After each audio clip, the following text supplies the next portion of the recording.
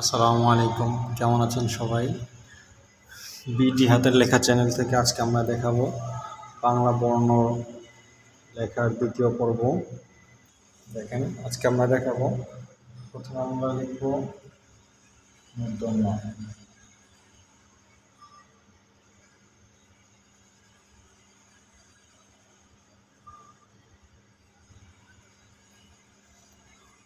এটা হচ্ছে মূর্ধন্য।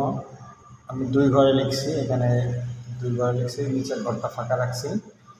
আর এখানে একটা জিনিস খেয়াল রাখতে হবে, মূর্ধন্য এটা অর্ধমাত্রাযুক্ত বর্ণ। এটা অবশ্যই লেখার সময় মাত্রা ছাড়া দিতে হবে, তবে এই পাঁচটা মাত্রা হবে লেখার সময়। এখানে এখানে এই দুটো সমান থাকবে, এখানে সুন্দর করে গোল হবে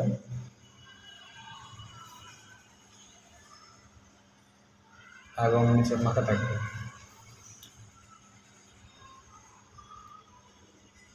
তারপর আমরা কিন্তু এভাবে সুন্দর করে একটা একের মতো দিব, এপাশে আবার একই রকম সেম আনবো।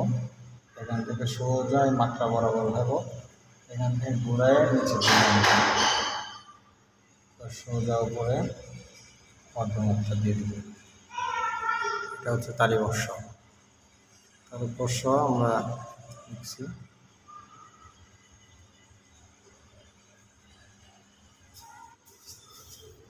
তারপরে লিখব, আগে সুন্দর করে মাত্রা দিব এইখান থেকে, ঘরের মাঝখান থেকে এই জায়গাটা থেকে গোল করব সুন্দর করে। এখান থেকে এই দিক থেকে ঘোরা এনে এই পর্যন্ত নামাবো, এখান থেকে এখানে নিচে।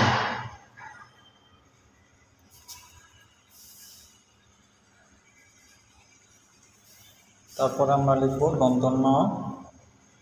সুন্দর করে একটা মাত্রা দিব, এখান থেকে ধরব, এই জায়গাটা থেকে বড় করে গোল করে উঠায় একবার নিচ পর্যন্ত আনবো, এখান থেকে সোজা উপর দিয়ে ঘোরাবো, মাত্রাটা একটু বাড়িয়ে দেবো। খেয়াল রাখতে হবে লেখার সময় অবশ্যই এই পাশের মাত্রাটা থাকতে হবে, এই পাশের মাত্রাটা যদি না থাকে তাহলে আমাদের লেখা সুন্দর হবে না। তারপর আমরা লিখব ম।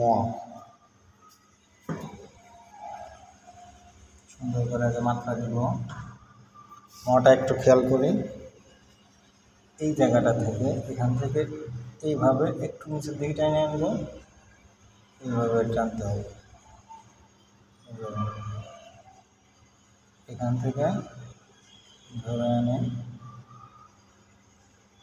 এইভাবে নিচের দিকে দিয়ে সোজা করে উঠাতে হবে। আমরা যদি এটা পোড়াই দিই তাহলে একেবারে দেখতে সুন্দর লাগবে। এটা হচ্ছে ম।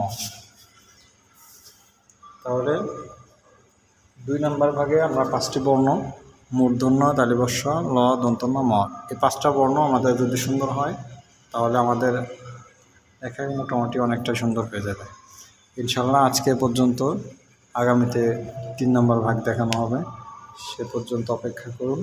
আর অবশ্যই আমাদের চ্যানেলটা যদি সাবস্ক্রাইব করে না থাকেন অবশ্যই সাবস্ক্রাইব করবেন। ভালো লাগলে আমাদের ভিডিওগুলো শেয়ার করবেন, আপনার একটি শেয়ারে আরেকজনের উপকার হবে।